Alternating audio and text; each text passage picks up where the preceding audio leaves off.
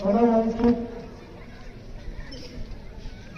तो जोधपुर जेल से जो न्याय किया गया, ये हमारे लिए कोई एहसान नहीं किया गवर्नमेंट ने।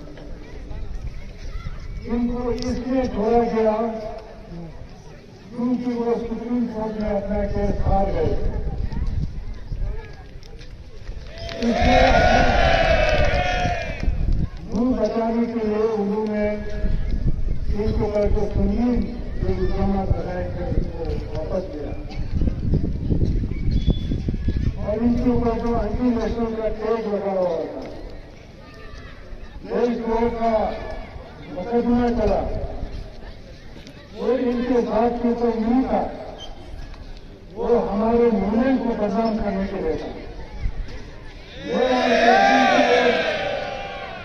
आवाम जो पुराने तरीके से एहतिजाज कर रहे थे, उसको बदनाम करने के लिए इनको जोधपुर जेल में लिया गया, एनएसए लगाया गया और हमारे तकरीबन 80 के करीब हमारे वर्कर्स को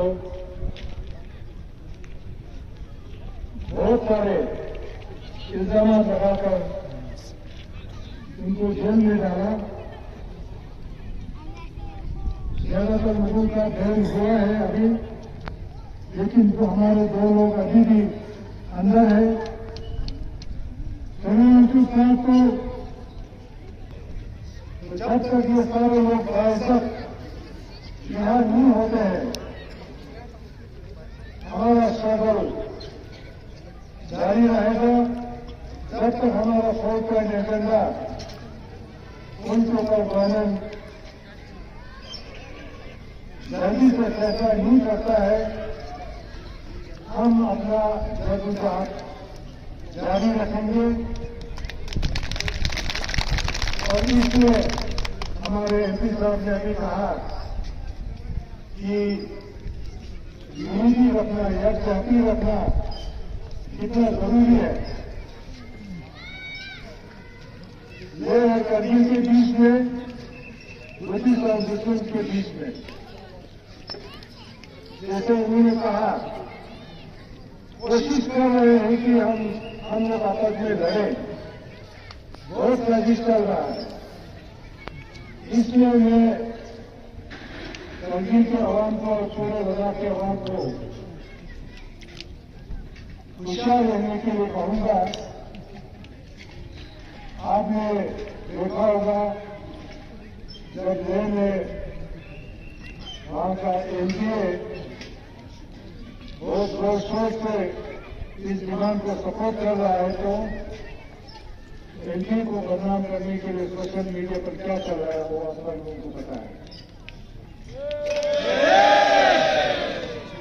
वो सारा कोई करा रहा है, ये कुछ लोग आप देख रहे हैं, ये अकेले नहीं है। इनके पीछे बड़ी ताकत है, इनके पास पैसा है, इनके पास एजेंसीज है, ये करा रहा है उनको। अभी कल ही हमारे लेह में वहां के जो ट्रेवल ट्रेड के लोग हैं, वो सेफ गार्ड के लिए, अपने बिजनेस के सेफ गार्ड के लिए वहां इकट्ठा हुए थे। लेकिन लोगों को यह समझना पड़ेगा कि हम एपेक्स तो कीजिए, जिस सेफ गार्ड की बात करते हैं, स्टेटहुड की बात करते हैं, 6 शेड्यूल की बात करते हैं, तो एक दफा हमारा डिमांड पूरा होने के बाद हमें किसी के वहां भीख मांगने के लिए जाना नहीं पड़ेगा। अभी इसमें हमें यकजा होना पड़ रहा है, स्ट्रगल करना पड़ रहा है, क्योंकि हमारे पास कॉन्स्टिट्यूशनल सेफगार्ड नहीं है हमारे पास। इस चीज को समझना बहुत जरूरी है। उस चीज के न होते हुए हमें यह सारा स्ट्रगल ये करना पड़ रहा है। और मैं यहाँ करगिल के आवाम को एपेक्स बॉडी की तरफ से पैगाम देना चाहूंगा कि हम अपनी तरफ से कोई कसर नहीं छोड़ेंगे। करगिल और लेह का जो यूनिटी है वो बरकरार है और केंद्र की तरफ से भी इसमें कोई कोताही नहीं हो रही है। तो इसलिए मैं समझता हूं आज मैं यहाँ से सबसे बड़ा मेरा मैसेज ये होगा कि हम लोग यकजा रहे, यूनिटी को बरकरार रखें, तभी जाके हम अपनी मंजिल तक पहुंच सकते हैं। और प्रधानमंत्री साहब के हमारे मूवमेंट के साथ जोड़ने से हमारे मूवमेंट को कितना फायदा मिला। पूरे हिंदुस्तान के पार्लियामेंट में जब इनके बारे में लोग बात करते हैं तो हमारे डिमांड के बारे में भी बात करते हैं। तो इनकी वजह से हमारे डिमांड को बहुत ताकत मिला है। हमारे डिमांड को सपोर्ट करने वाले हिंदुस्तान के कोने में है। वो इसलिए है कि प्रधानमंत्री ने हमारे डिमांड को बहुत जोर शोर से उठाया और इसके लिए स्वागत किया।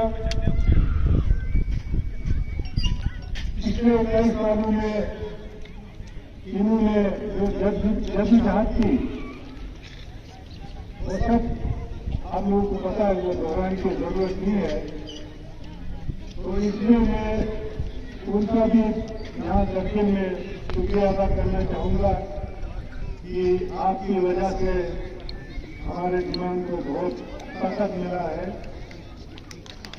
और आज मैं उनको मैं बताना चाहूंगा कि हमारे मेंबर ऑफ पार्लियामेंट साहब ने कोशिश किया था कि मैं और करजाई साहब जाके वो खुद भी जाना चाहते थे प्रधानमंत्री से मिलने के लिए, लेकिन इनकी कोशिश के बावजूद हमें इनसे मिलने दीजिए।